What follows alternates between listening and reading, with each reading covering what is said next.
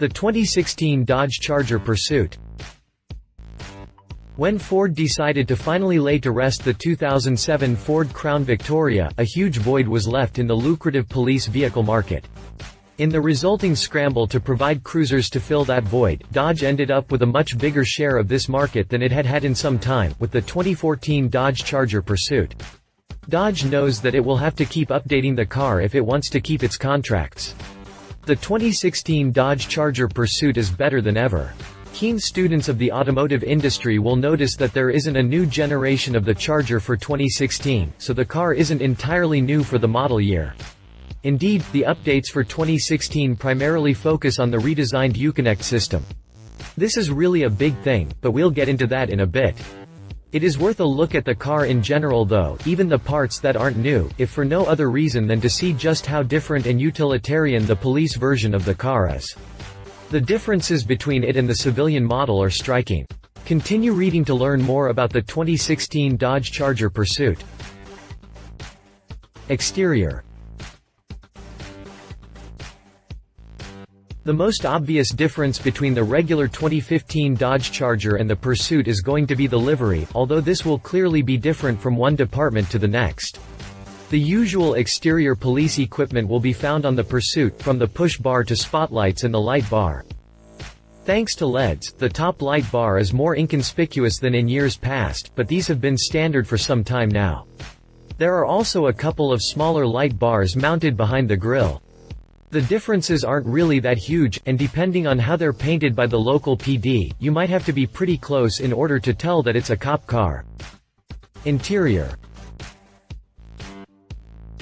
This is where you'll notice the biggest difference, not only between the regular car and the Pursuit, but also between the 2015 Dodge Charger Pursuit and the 2016.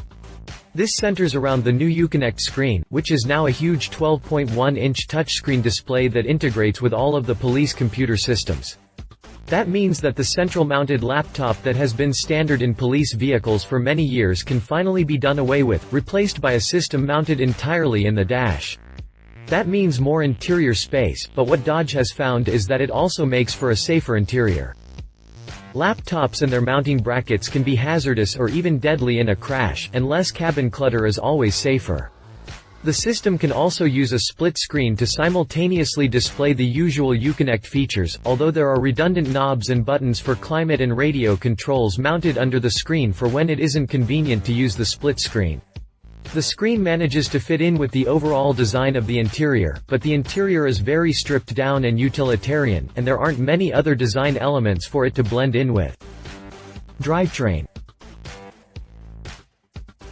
As with the regular version of the Charger, you have some options when it comes to drivetrain, although there is no Hellcat Pursuit, much to the disappointment of no small number of police officers, I'm sure. The car is available with a V6 and front-wheel drive for the cost-conscious departments, but there is also a V8 front-wheel drive option and a V8 all-wheel drive option. The V6 is not a very popular option though, so you can generally expect the car to have the same 5.7-liter Hemi V8 as the Charger RT, here producing 370 horsepower. It's the cheapest way to get a V8 cop car in the US, and also the most powerful engine available from any of the Big Three's fleet lineups. Prices. Prices are difficult to pin down. Dodge doesn't release exact pricing info to the general public, and the $30,000 to $35,000 figure you generally see is far from what police forces will actually pay. All the police-specific equipment adds a lot to the price, but just how much is not always understood. So I called a cop buddy of mine, Andrew Perna, a firearms instructor with the Ohio Peace Officer Training Commission, and asked him for some more realistic figures. He told me that $47,000 was more accurate ballpark for the base model with the V6, but that it could go up by quite a bit. He went on to say that Chrysler fleet will vary prices a lot depending on how many cars you order, so some larger departments might be paying somewhere around that $47,000 figure for a V8 all-wheel drive model.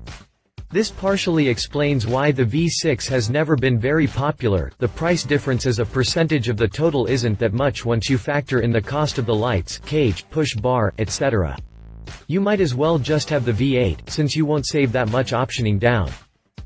Competition. 2012 Ford Taurus Police Interceptor.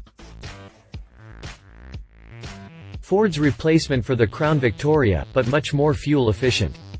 All-wheel drive is standard on these, and there is a choice of i4 or V6 engines, both of which are turbocharged. The price, again according to my cop buddy, is much higher, starting at $85,000 for the V6. That price does include a lot more standard equipment and probably about evens out for similarly equipped car, but the Dodge does give you the option to lease stuff off if you're looking to save money. Read our full review here. 2014 Chevrolet Caprice Ppv. The Caprice isn't sold to the general public in North America and is available only as a police car.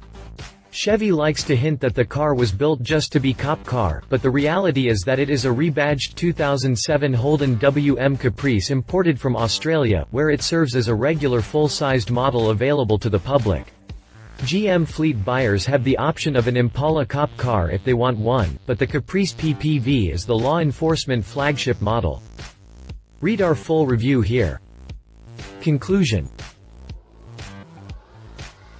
There are already a lot of reasons to like the Charger Pursuit if you're in law enforcement, but the new Uconnect gives it a real advantage. It seems like a small detail, it's just a bigger screen, but it could absolutely be a big deciding factor for any police force trying to choose between the three main models available. If you're like me, you're probably wondering whether or not the bigger screen will become available anytime soon on standard versions of the Charger, or indeed the rest of Fiat Chrysler's lineup. I don't have an answer for that, but it would be cool, and the Charger Pursuit proves it can be done. For now, Dodge is still making law enforcement vehicles safer, and that's a good bragging right. Love it. Uconnect screen that eliminates the need for a separate laptop. Best way to get a V8 in your cop car. More equipment listed as optional makes it possible to get one cheaper. Leave it. Not much more powerful than more efficient V6 options from other carmakers. Not at all subtle, a bad choice for an unmarked vehicle. Cage stab protection isn't standard. If you liked this video, please share your thoughts in the comments below and don't forget to hit the subscribe button.